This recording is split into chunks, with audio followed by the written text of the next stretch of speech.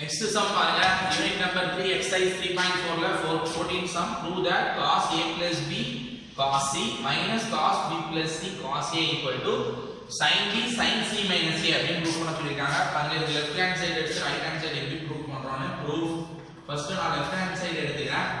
எடுத்துட்டு அதுல வந்து cos a plus b அப்படின்றதோட ஃபார்முலா நான் அப்ளை பண்ணனும்.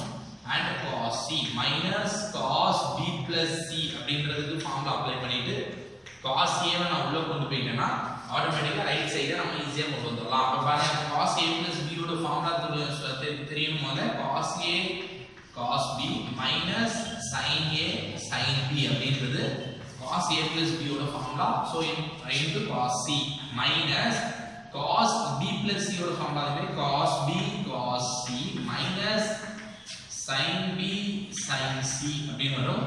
சோ into cos a அப்படினு வந்து சோ இப்போ என்ன பண்ண போறேன் அப்படினா cos a உள்ள கொண்டு வந்து மல்டிப்ளை பண்ண போறேன். அப்போது எனக்கு cos a cos b into cos c minus sin a sin b into cos c minus the cos a உள்ள கொண்டு வந்தா cos a cos b into cos c minus into minus plus அப்படி மாறிடும்.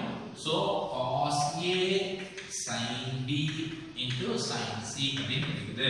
இப்போ பாத்தீங்கன்னா இந்த cos a cos b cos c plus and minus இதனால ரெண்டு கேன்சல் ஆயிடுது. சோ இப்போ நம்ம வரிசையா எழுதிக்கலாம். முதல்ல பிளஸ் நம்பர் எழுதுறதுனால cos a sin b sin c minus sin a sin b and cos c. இப்போ ரெண்டையும் காமனா என்ன இருக்கு அப்படின்றத பாருங்க. அப்ப பாக்கும்போது உங்களுக்கு ரெண்டையுமே sin b காமனா இருக்கா பாருங்க. எடுத்துறலாம். அப்படியே எடுத்துனோம்னா sin b.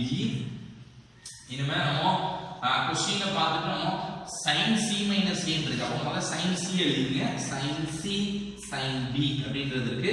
இப்ப பாருங்க sin b sin c and sin c cos a sorry cos a cos a. இப்போ பாருங்க கரெக்ட்டா வந்துட்டா பாருங்க sin b sin c cos a sin b sin c cos a and minus இதுல sin b க்கு வெளிய எடுத்தீங்கன்னா sin a and cos c அப்படின்றது இருக்குது.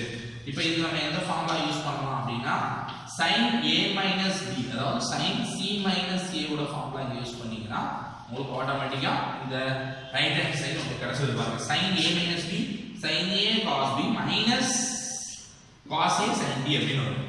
சோ இது வந்து நமக்கு sin c minus a உடைய ஃபார்முலா நமக்கு கிடைச்சிட்டு. சோ லெஃப்ட் ஹேண்ட் சைடு எடுத்தேன் நான் ரைட் ஹேண்ட் சைடு ஆன்சரை கொண்டு வந்துட்டேன். therefore left hand side is equal to right hand side அப்படின்னு போட்டு என்ன பண்ணிடலாம் hence it goes for the answer.